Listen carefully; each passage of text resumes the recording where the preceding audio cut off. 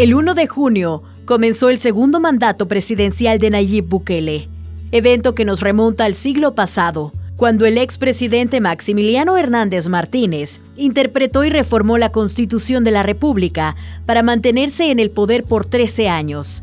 Una huelga generalizada logró sacarlo del poder. ¿Qué rumbo tomará El Salvador con la nueva reforma a la Carta Magna? ¿Cuál es el trasfondo de la reforma? ¿A quiénes realmente beneficia?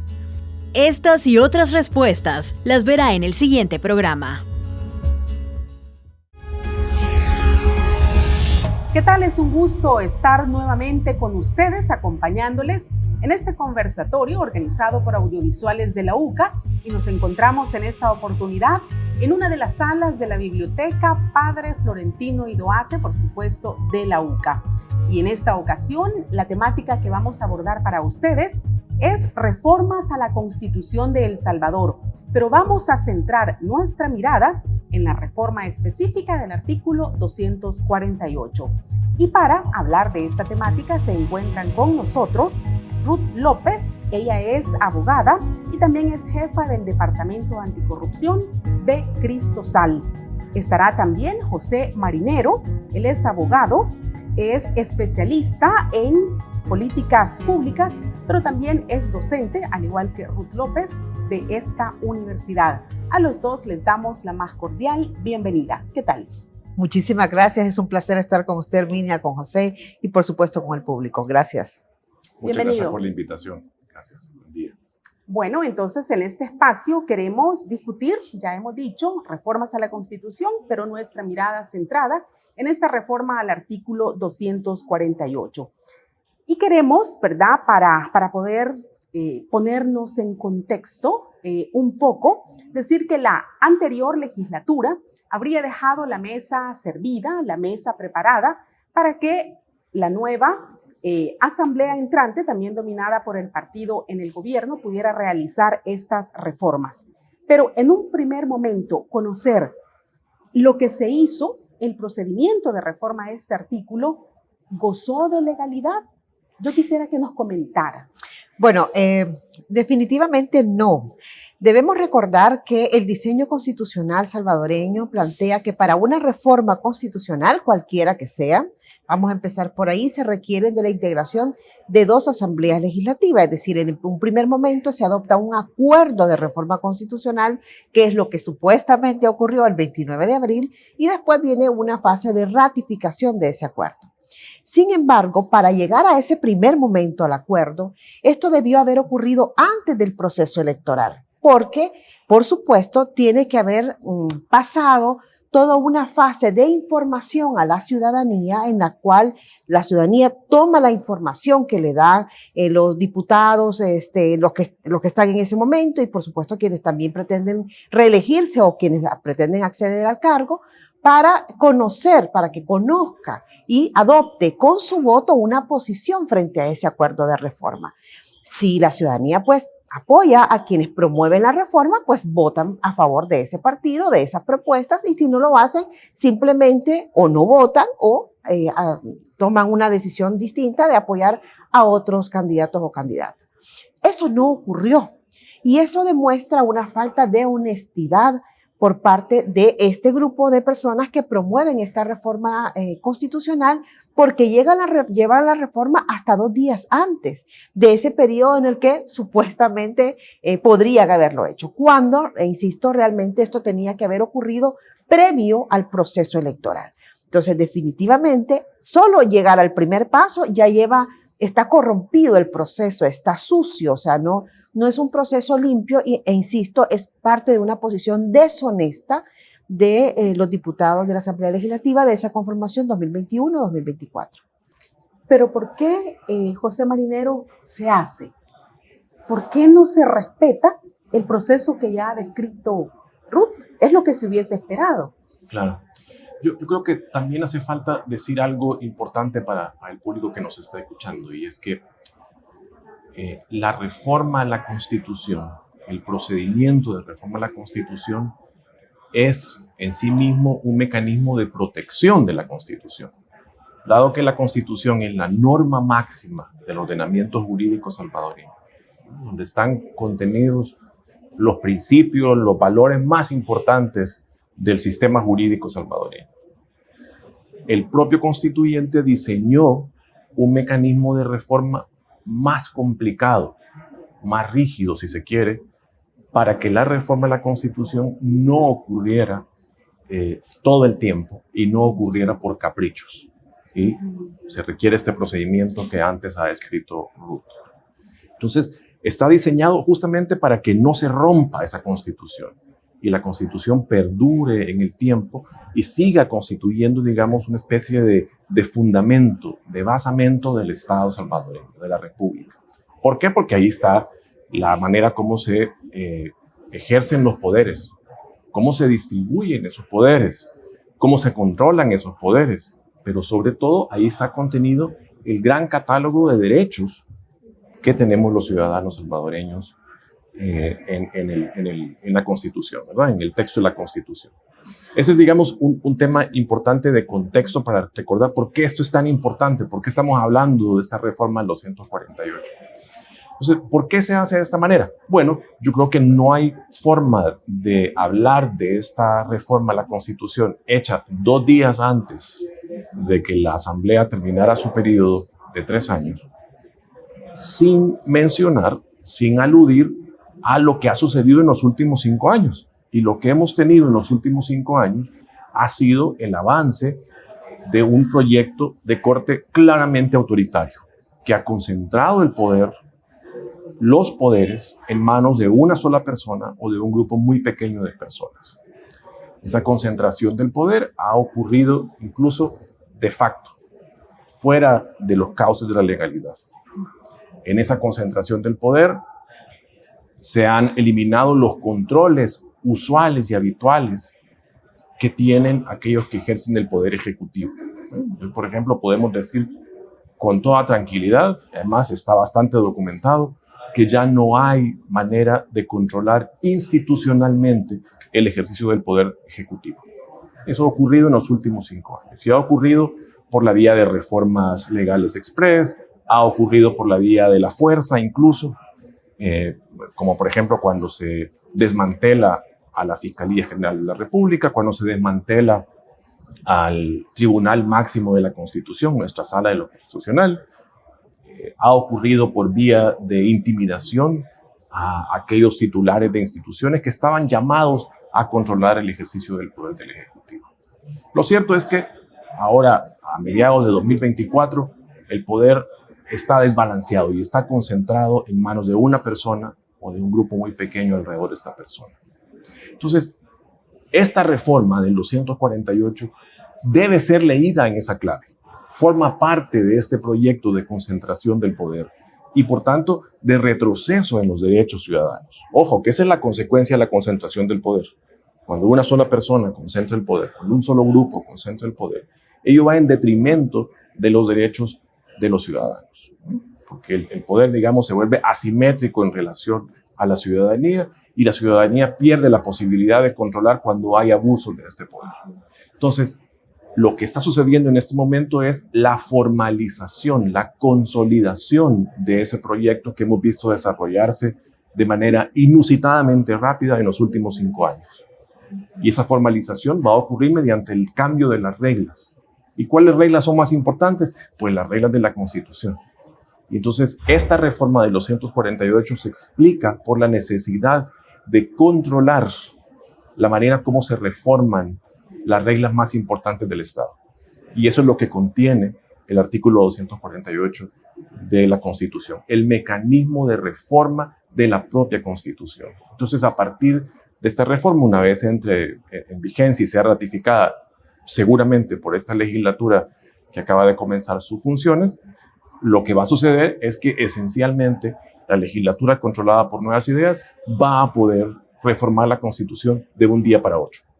En una sesión esencialmente o en 2 sesiones, en un día va a poder reformar la Constitución a su antojo, a su capricho. Y ese antojo y ese capricho, a partir de lo que hemos visto en los últimos 5 años y la evidencia que hemos recogido en los últimos 5 años, responde al capricho y al antojo de un individuo que en este momento controla los designios del Estado y de la ciudadanía. Iniciábamos diciendo que justamente la asamblea saliente es la que habría dejado la mesa servida para la legislatura que ingresaba el 1 de mayo. Pero si hacemos una lectura más amplia, el expresidente de la República y ahora, pues, que participa nuevamente, uno ya no sabe ni cómo llamarles, había estado ya trabajando en esta temática por el año 2020, ¿verdad? Y luego se presenta ya un proyecto formal, un grupo que iba a dedicarse a analizar la Constitución. Se había hecho entonces un trabajo previo porque se tenía en la mira justamente apostarle a lo que nos estamos enfrentando ahora. Ese proceso de reforma, aunque no fue un proceso formal, hay que decirlo, esto nunca tuvo una iniciativa según el procedimiento establecido en el artículo 248 a partir de 10 diputados. Eso nunca ocurrió y se cuestionaba mucho la legitimidad de todo ese proceso. Quedó en el olvido, es decir, de ahí podrán retomarse, no sé, para posteriores reformas constitucionales a partir de que eventualmente se ratifique y que posteriormente entre en vigencia esta reforma constitucional que han realizado, que están en el proceso de realizar, y podrán retomar algunos elementos de ahí. Ahora, si eso va a ocurrir o no, yo creería que cuando se hizo aquel proceso todavía se estaba pensando en un proceso regular de reforma constitucional. Pero lo que hemos visto y lo que ha ocurrido es realmente toda una irregularidad, porque además debemos recordar que el 248, el artículo 248, es un artículo pétreo en sí mismo, precisamente porque es una protección para la Constitución y, por supuesto, en esencia, para los derechos y el control del poder. ¿Qué significa que sea pétreo? Pétreo significa que no es reformable. Es decir, ahí está, digamos, no solo el procedimiento de la Constitución, de la reforma constitucional, sino también lo relacionado a la alternabilidad, lo relacionado al territorio y lo relacionado, por supuesto, al sistema político, al régimen político de un país. Además, hay otras cosas que no pueden ser reformados, como los derechos mismos que ya han sido alcanzados, que han sido reconocidos, porque los derechos son progresivos, no son regresivos, es decir, no podemos tener menos. Sin embargo, todo esto, que se consideraba pétreo, inamovible, no tocable, por parte de la reforma, ya fue tocado porque en este caso lo que están haciendo es reformando el procedimiento de cómo modificar la Constitución. Si se toca un artículo pétreo, entonces se puede... Claro, cualquier cosa. Y el punto es que recordemos lo que ocurrió hace un año con la reforma del artículo 291A del Código Electoral. ¿Qué hicieron? Lo que quitaron fue el candado para poder reformar y se produjeron así las reformas electorales durante todo el proceso electoral. Exactamente es lo mismo con un agravado, porque aquí lo que tenemos es, a partir de una construcción de protección de la Constitución que radica en el artículo 198, si quito esa protección podría ser reformada cualquier cosa en menos de 24 horas. Entonces, creo que ese proceso de reforma que había sido, digamos, irregular porque no había tenido todo un proceso de finalización y además no había tenido un origen de acuerdo a lo establecido en la Constitución, que tendría que venir no solo de las amplias discusiones de la ciudadanía, sino también que llevara todo el proceso de introducción a la Asamblea Legislativa por parte de 10 diputados, etcétera. Eso no ocurrió. Pero voy a ir un poco más atrás. Debemos recordar que esta asamblea, que culminó 2021-2024, tuvo en su mano el poder de incluir en la Constitución el derecho humano al agua y la alimentación, porque lo único que le faltaba era el siguiente paso, que era ratificar, y con la mayoría que poseía en ese momento, pues simplemente era llegar y hacer lo habitual, lo que siempre hacen, de apretar un botón. Y esto no lo hicieron. No hicieron vulnerando definitivamente las luchas de la ciudadanía por el reconocimiento del derecho humano al agua y de la alimentación en momentos tan críticos como los que vive nuestro país, de deterioro ambiental y, por supuesto, de una crisis económica que está afectando directamente a la población. Pero el mensaje o la narrativa hacia la población es que se está haciendo lo que la población está pidiendo. Eso y es ¿Ha pedido la por población supuesto, reforma al 248? eso es parte de un discurso, de una narrativa populista, es evidente, ¿no? Primero porque se está encarnando en estos diputados la voz del pueblo. La voz del pueblo en ningún momento se ha pronunciado por una reforma constitucional, porque la voz del pueblo se ha pronunciado, por ejemplo, por los impuestos. La voz del pueblo se ha pronunciado por el derecho humano al agua. La voz del pueblo se ha pronunciado por el reconocimiento de otros derechos que no tienen que ver con la reforma constitucional para concentrar el poder. Por lo tanto, el tema pensiones, exactamente, el tema del Sistema Nacional de Salud, no solo de reconocer este derecho y garantía que pueda tener la salud, sino ampliar ese reconocimiento por todas las deficiencias que tiene el sistema. Pero de ningún momento el pueblo se ha pronunciado por decir vamos a darle más poder al poder. Es decir, y además que esto pueda llegar a ser de manera indefinida. Eso no lo ha dicho el pueblo. Y se le ha otorgado a esta nueva Asamblea Legislativa 2024-2027 un poder constituyente, cuando es una simple asamblea. Es decir, no ha sido legitimada por el soberano para poder ser una asamblea constituyente. Exacto. A partir de lo ocurrido, ¿verdad?, el 1 de mayo y con esta reforma, ¿qué escenarios pudiéramos esperar en el mediano y largo plazo? Bueno, quizás antes de responder sobre los escenarios, quizás quiero enfatizar una idea que ha dicho Ruth antes, muy, muy importante. Creo que la ciudadanía debe advertir, debe darse cuenta de que la única reforma a la Constitución que emprendió este gobierno, en los 3 años que tuvo oportunidad de hacerlo, es una reforma que le permite concentrar aún más el poder. Eso creo que es una idea fundamental y eso indica la dirección general, y eso me va a permitir luego hablar sobre los escenarios del gobierno que viene. Esa es la primera idea. La segunda idea es que, por lo general, estas reformas a la Constitución, una vez son aprobadas, pero antes de ser ratificadas, pueden ser controladas. Según nuestro diseño de la Constitución, el Tribunal de la Constitución, la Sala de lo Constitucional, podría controlar, determinar si esa reforma es o no conforme a la Constitución. De hecho, hay una demanda en este momento que ha sido interpuesta para que esta sala que ha sido impuesta, evalúe o no si esta reforma es conforme a la Constitución. Y ya en el pasado, nuestro Tribunal Constitucional ha dicho esa reforma no se ha hecho conforme al procedimiento que la propia Constitución establece. Y por tanto, la ha declarado contraria a la Constitución y la ha sacado del ordenamiento jurídico. Eso ha desaparecido en El Salvador desde el 1 de mayo del año 2021, porque ese tribunal que controla la constitucionalidad de las leyes, incluyendo aquellas que aprueban reformas a la Constitución, es un tribunal que ha sido impuesto por el propio Ejecutivo, mediante su legislativo que también controla. Entonces, digamos que esa sala ya no goza de independencia. Ese tribunal ha dejado de existir y en su lugar hay 5 personas que continúan usurpando esos cargos desde hace ya 3 años. Entonces, no hay manera de controlar que la ciudadanía pueda reclamar que esa reforma es contraria a la Constitución. Una manera realista de que se pueda controlar. Esa es la segunda idea. Y la tercera idea es que, visto lo que hemos ya presenciado en estos 5 años, la Constitución ya incluso fue reformada de facto. La Constitución prohíbe en 6 artículos la reelección presidencial consecutiva.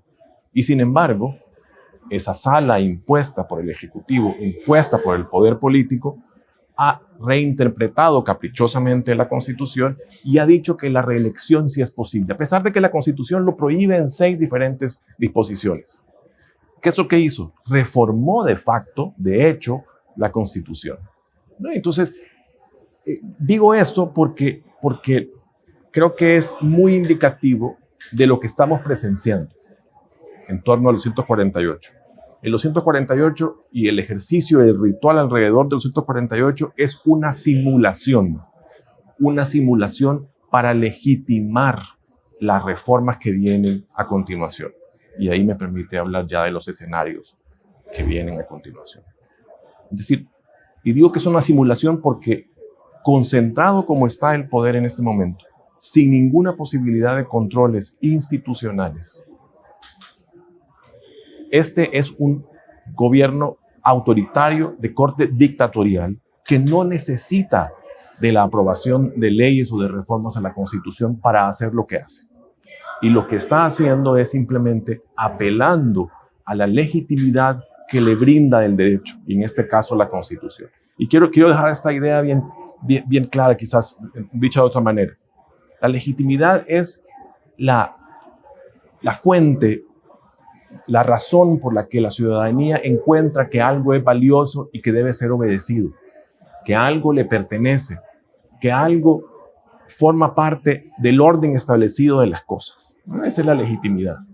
Entonces, este gobierno, al reformar la Constitución y pasar por el ritual de la reforma de la Constitución, lo que está diciendo es: lo que estoy haciendo, que parece que está al margen del derecho, en realidad sí está avalado por el derecho. Hasta las dictaduras más duras, como Corea del Norte, como Cuba, tienen constitución y reforman las constituciones también de vez en cuando para simular, digamos, que ha habido avances en torno a los derechos ciudadanos.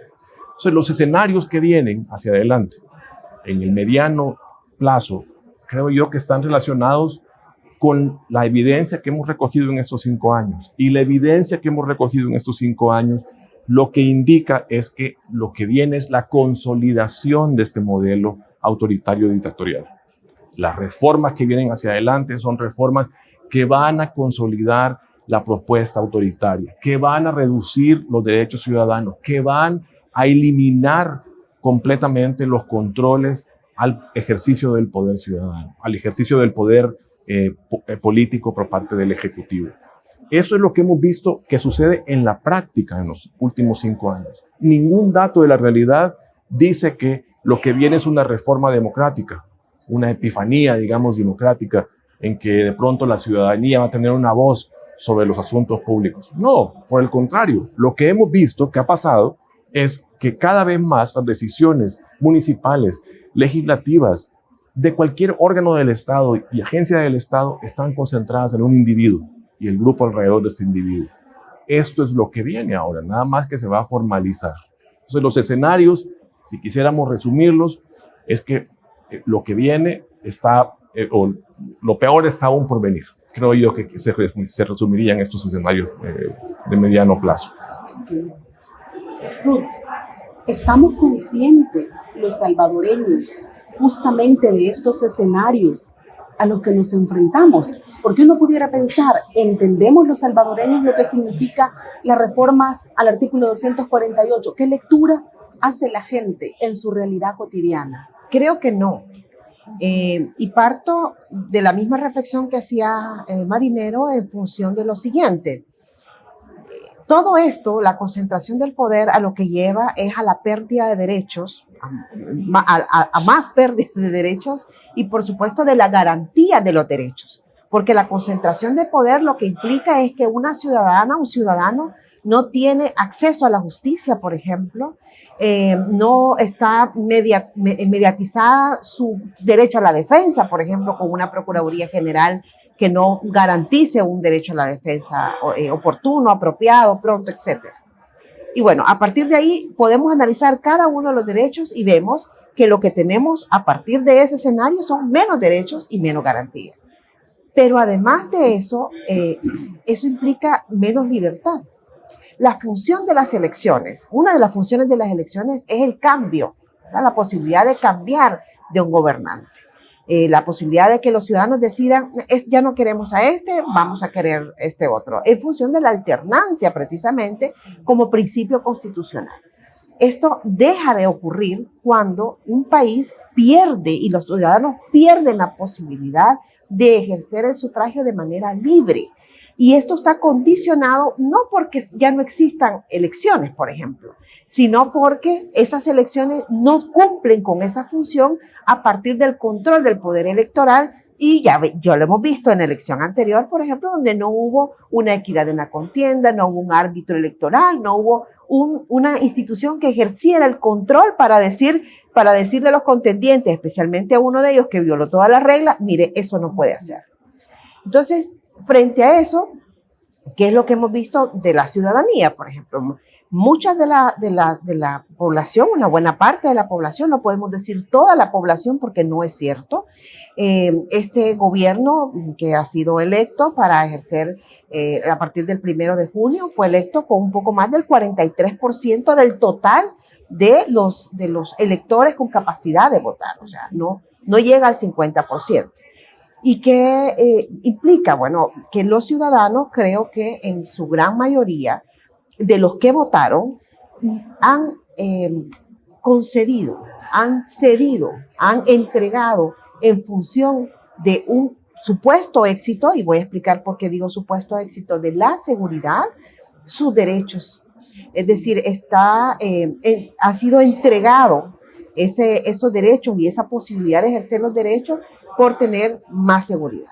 Y es que definitivamente cuando uno ve la estadística, por supuesto, la gente advierte de que hay menos personas que han sido asesinadas por las pandillas, la circulación de las pandillas en los territorios es mucho menor. Eso no significa que el problema ya se ha desaparecido y nos da para hacer otro programa, pero el punto es que hay una renuncia. Es casi un sacrificio. Y yo creo que esto nos debe mucho la sociología, los antropólogos, nos deben mucho estudios sobre esto, porque es impresionante cómo incluso madres con personas detenidas advierten que la detención de su hijo es casi un sacrificio, y una renuncia frente al ejercicio de los derechos que ha tenido que ocurrir para tener más seguridad. Y aquí es interesante porque es un discurso instalado. La seguridad no puede estar o no está en contraposición con el respeto de los derechos humanos. Entonces, cuando usted me dice, ¿estamos conscientes? Definitivamente no, pero esto sobrepasa, esto no es un tema consciente, es un tema más que tiene que ver con el sentimiento, con la subjetividad, con el sentir de la población. Y claro, la gente no tiene, la mayoría de las personas, los conocemos por las estadísticas, un plato de comida en la mesa garantizado, no tenemos un derecho a la educación, un derecho a la salud garantizado, etcétera. Sin embargo, la gente advierte que con la disminución de homicidios puede hacer otras cosas que antes no hacía. Esto también se agota. Se agota porque, insisto, este discurso que aparentemente es contradictorio entre seguridad y respeto a los derechos humanos es un discurso instalado que no es real. Y por lo tanto, creo que también pasará factura eventualmente en algún momento. Claro, en la medida que se van perdiendo derechos y en la medida que se va perdiendo libertad, uno de los derechos afectados es el derecho de asociación, es el derecho a la libertad de expresión. Entonces, creo que, por supuesto, va a ir una contradicción entre las necesidades de la ciudadanía, que van a ser cada vez más crecientes, porque el gobierno no está resolviendo los problemas esenciales de la población, frente a la contraposición del discurso de la seguridad como salvador de una nación que realmente está basado únicamente en la espectacularización de un servicio público, nada más. ¿En qué condición queda la frágil democracia que había en el país ante las interpretaciones caprichosas de la Constitución y esta primera reforma que tenemos de un artículo patrio? Bueno, quizás recordarles que la reforma al 248, cuando se ratifique, como hemos dicho antes, permitirá la reforma esencialmente de cualquier contenido de la Constitución, ¿verdad? Entonces, previsiblemente estas reformas que vienen van a ir en línea del proyecto autoritario y las finalidades que tiene este proyecto autoritario.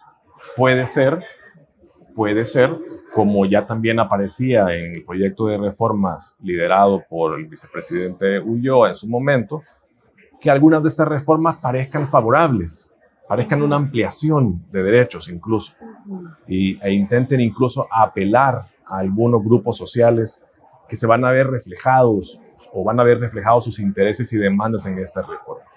Pero no hay que dejarse engañar.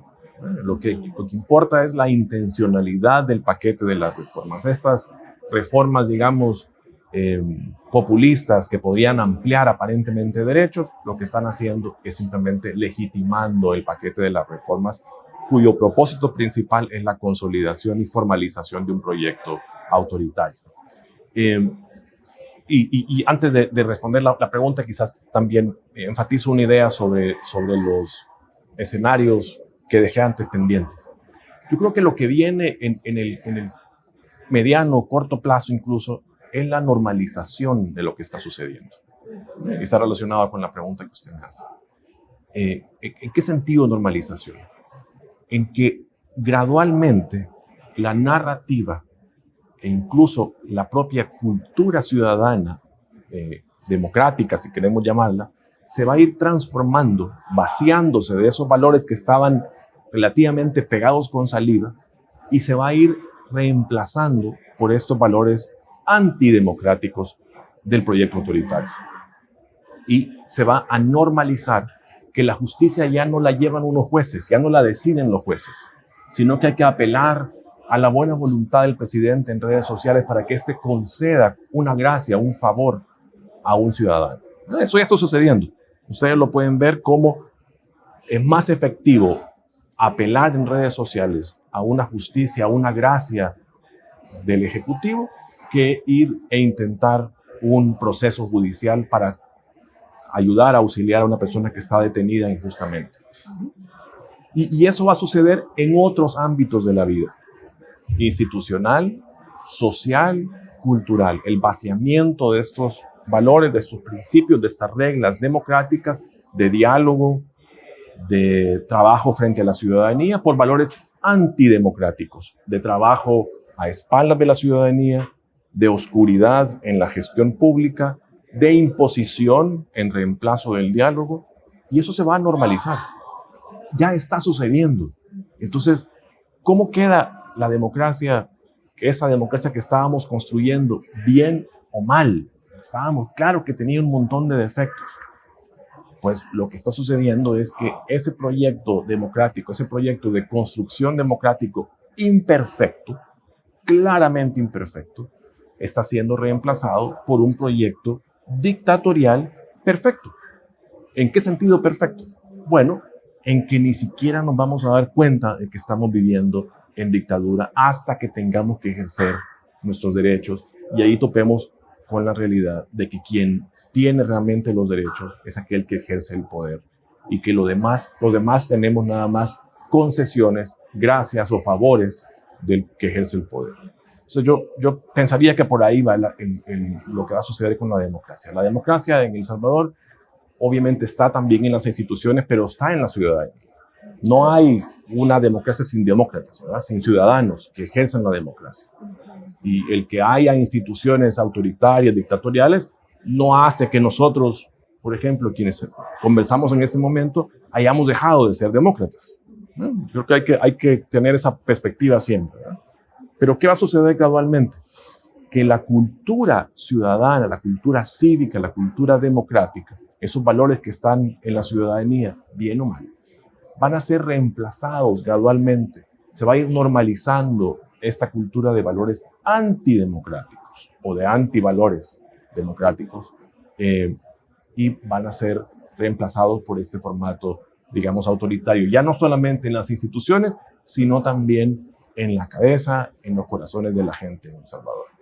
¿En qué momento este proyecto dictatorial perfecto, verdad, que se está construyendo, puede llegar a desbalancearse? ¿Esto puede pasar o vamos a tener que esperar muchas décadas? Sí, para que esto yo ocurra? creo que es un proceso a mediano o largo plazo que tendrá que pasar desafortunadamente por el sufrimiento de la población, por las carencias de la población, porque esto es algo que no puede cambiar nadie más que los salvadoreños, que no podemos cambiar nadie más que los salvadoreños. O sea, nos corresponde a nosotros.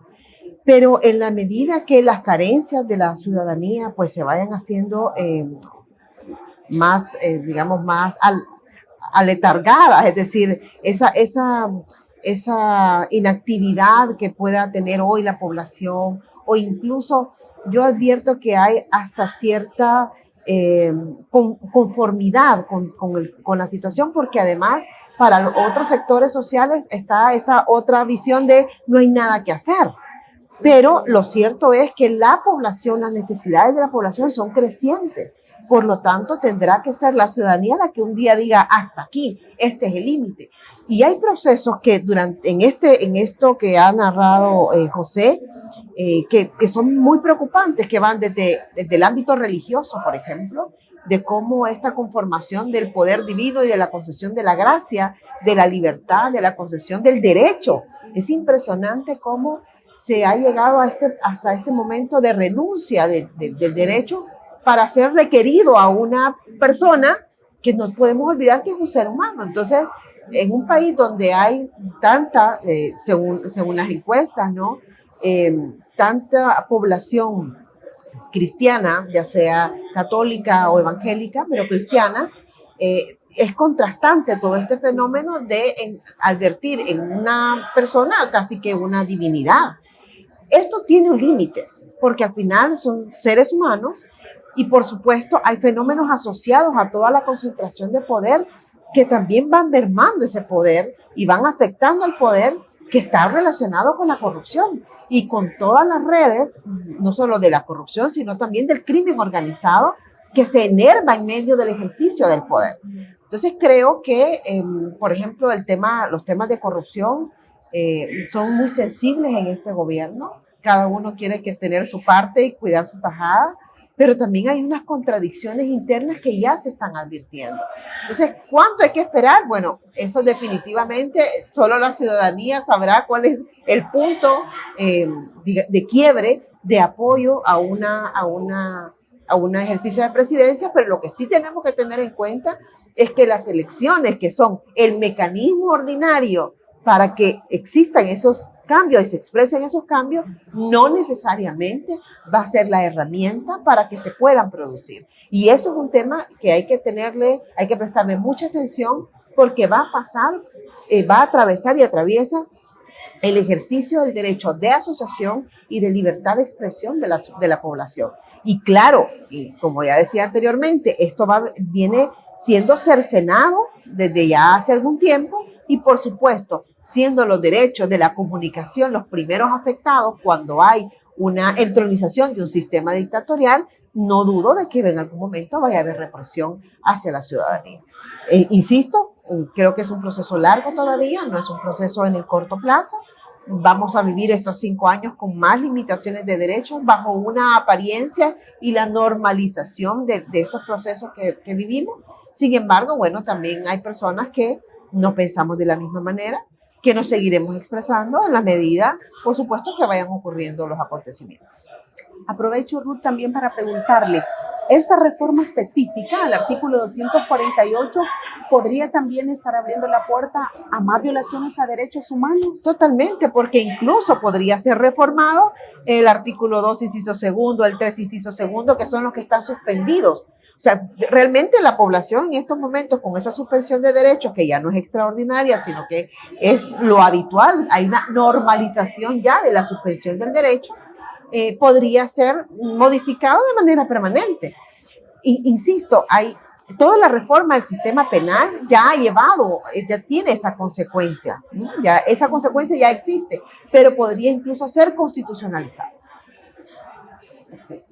¿De qué manera, licenciado Marinero, podemos revertir? Ya Ruth planteaba, esto va a tener un tiempo, ¿verdad? No va a ser de manera rápida, de la noche a la mañana, pero ¿cómo pudiéramos revertir esta situación de normalizar situaciones que a todas luces son ilegales? Es decir, ¿cómo se irrespeta la constitución de un país? Y las personas lo vemos como algo normal.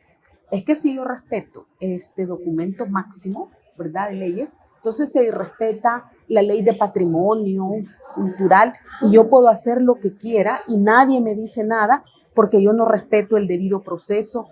¿Cómo, verdad, revertir este proceso? Por ejemplo, desde las aulas, ¿cómo formar ahora a estudiantes de derecho cuando no se respeta la Carta Magna? ¿Cuál es ese reto que ustedes tienen? Sí, es una pregunta fundamental. ¿Qué hacemos? Yo creo que la pregunta es ¿qué hacemos juntos frente a lo que está pasando al país, lo que está pasando con nuestros derechos. Mire, yo creo que el modelo efectivista de hacer proyectos rápidos, visibles, luminosos, llenos de luces de neón, tiene un límite, se agota.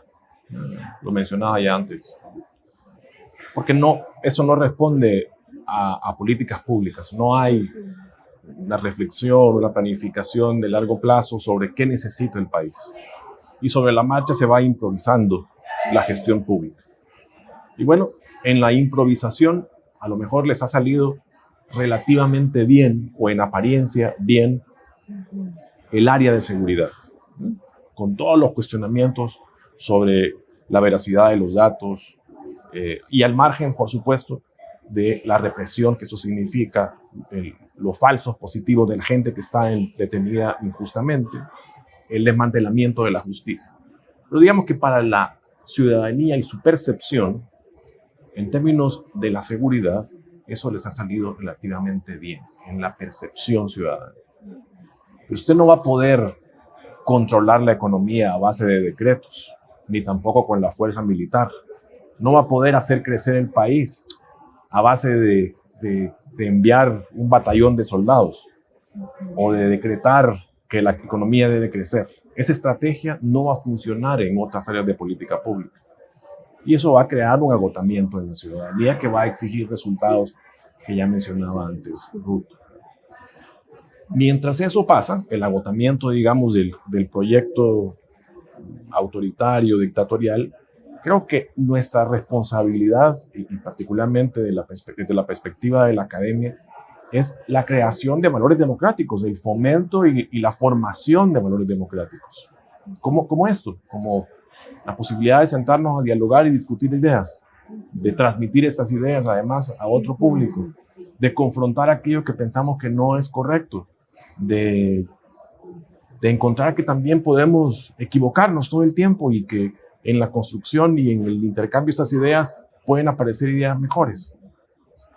Yo creo que la gran tarea pendiente que viene hacia adelante es la construcción de cultura democrática. Esto que ha sonado durante tanto tiempo como un trabajo marginal, creamos cultura cívica o cultura democrática, es una tarea fundamental en democracia. Tenemos que formar demócratas. Los demócratas no nacen espontáneamente, se forman en las aulas escolares, en las aulas de los colegios, en las aulas de las universidades. ¿Y se forman cómo? Pues con exposición a estos valores del diálogo, del respeto de las diferencias, de la sujeción a la ley, de la sujeción pareja a la ley de todos los que habitamos en un determinado país. Esos son los valores democráticos. El respeto de las diferencias, por ejemplo, que es tan crucial, ¿verdad? Que no nos han enseñado a respetarnos, aunque pensemos diferente, desde las aulas de los colegios. Yo creo que la gran tarea, con esto termino, creo que tenemos que hacer adelante, y esa es la salida, lenta, poco sexy si se quiere, digamos, no es una salida rápida, no es una salida inmediatista, va a ser formar ciudadanos. Y para formar ciudadanos hace falta gente que esté dispuesta a salir al encuentro en las aulas universitarias, en las aulas de los colegios, fuera incluso de las aulas, a crear conciencia ciudadana, a hablar sobre derechos, a hablar sobre los límites del poder, a abrir espacios para dialogar. Eso va a ser importante en los tiempos que vienen. Y defender con los dientes esos espacios de formación, de reflexión, de diálogo. Para los gobiernos autoritarios, el reto es construir no pobladores, sino ciudadanos precisamente. Pero además, personas que conozcan sus derechos. Y yo creo que eso es una de las deudas de los acuerdos de paz. O sea, en la medida que los ciudadanos conocen sus derechos, son capaces también de defenderlos. Pero nuestra población es ampliamente desconocedora de sus derechos. Y por supuesto, esto implica que se vulneran sus derechos y no saben ni que los tienen. Hemos visto las encuestas de la UCA, por ejemplo, donde cuando se le preguntan a la ciudadanía, ¿sabe qué derechos están suspendidos? No sabe. Y no es responsabilidad de la ciudadanía, es también responsabilidad de la academia, es responsabilidad del Estado en general. Entonces creo que esa construcción tenemos que abandonar, ser pobladores para convertirnos en ciudadanos y en esa construcción de ciudadanía de manera permanente, que además también nos corresponde como miembros de una familia, como padres. ¿Qué hacemos como padres? ¿Qué hacemos como tíos, como hermanos? ¿Cuánto conversamos, cuánto dialogamos, cuánto fomentamos el respeto al disenso en nuestra comunidad, en nuestros espacios, en nuestras iglesias, donde estemos? Porque no podemos decir, es que eso es solo de las aulas. También somos nosotros como actores dentro de una sociedad. Yo creo que ustedes planteaban, por ejemplo, el tema de el diálogo, el tema de espacios como estos para poder discutir algunas ideas, plantear temáticas, pero yo creo que una mirada a lo que ya ha ocurrido en El Salvador con algunas dictaduras y los años que se tuvo que vivir bajo esos regímenes autoritarios, y tenemos algunos otros espejos, que a algunos no les gusta llamarlo así, muy cerca acá en Centroamérica, ¿verdad? Lo que ocurre en Nicaragua, lo que ocurre en Venezuela. Es que habrá algún momento, pensando como en muy negativo y en esos escenarios que la gente nos pueden estar discutiendo, en los que no sea posible sentarnos a discutir este tipo de ideas. Mire, esto ya es un proceso, esto no es nuevo, ni en El Salvador, ni en otros países. Es decir, las familias terminan dividiéndose. Ocurrió durante la guerra, en el caso salvadoreño, ocurre en otros países tan cercanos como el caso de Nicaragua. Por eso insisto, es decir, nosotros tenemos que ubicarnos no solo en nuestro rol frente al poder, sino también en nuestro rol dentro de esa colectividad tan cercana como la familia. Es decir, nosotros no podemos construir valores hacia afuera si también nosotros no los construimos hacia adentro de los espacios más cercanos, de nuestros ámbitos laborales, por ejemplo. Entonces, definitivamente lo que ha ocurrido en otras latitudes, lo hemos visto ya ahora, por ejemplo, Nicaragua está en un proceso muy complejo, pero ¿qué pasó? Y vuelvo otra vez al tema electoral, porque al final es el mecanismo ordenado para el cambio de gobernante. Bueno, metieron presos a los contendientes, es decir, se anuló la competencia. ¿Qué está pasando en Venezuela? No dejan competir a la, digamos, principal opositora y figura opositora que aglutina al resto de oposición y que podría tener una victoria electoral. Eso también definitivamente creo que es algo que va a pasar en nuestro país. O sea, nosotros lo único que estamos haciendo es repasando lo que ya ocurre en otros lugares. Pero el tema es, sí, la sociedad, por supuesto, lleva a un nivel de agotamiento, pero ¿qué pasa cuando llega el momento? Si no hay, por ejemplo, una alternativa construida, si no hay también una construcción de ciudadanos y ciudadanas dispuestas a enfrentar ese nuevo reto, ese nuevo desafío de un país. ¿Qué pasa si nosotros no somos conscientes y no hemos actuado de manera coherente en nuestros propios espacios? Por eso, insisto, la construcción de ciudadanía es el reto esencial. Los pobladores, digamos, solo se manejan como peones. Hace esto, no hace lo otro, esto lo tienes permitido, etcétera, esto no. Pero el reto está en la construcción ciudadana, pero que tiene que empezar por nosotros, es decir, en nuestros espacios más cercanos. Para cerrar, licenciado Marinero, y usted lo decía, desde los espacios en los que cada uno nos encontramos, cómo defender, ¿verdad? La Constitución, cómo defender todo lo que se ha recorrido de manera legal, justamente para tener un país en el que no se nos venga a imponer y respetando normativas. Desde nuestros espacios, una frase de cierre. Yo creo que es importante reconocer que la solución a lo que nos está pasando no va a venir de fuera, no va a haber una solución mágica, instantánea, y que la solución pasa por una palabra que nos incomoda usualmente, que es responsabilidad. Tenemos que hacernos responsables, cada uno, del papel que nos toca.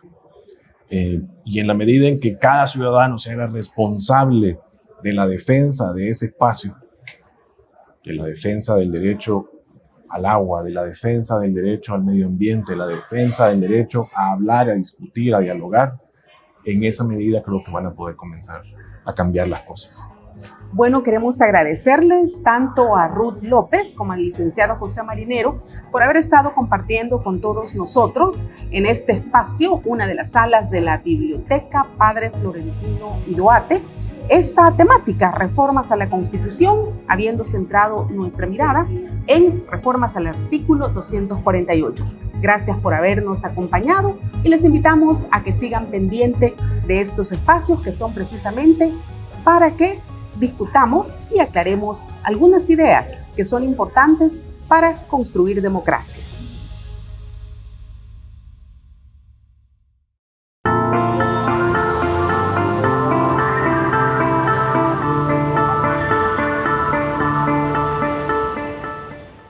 No se pierda la próxima emisión de su programa Miradas.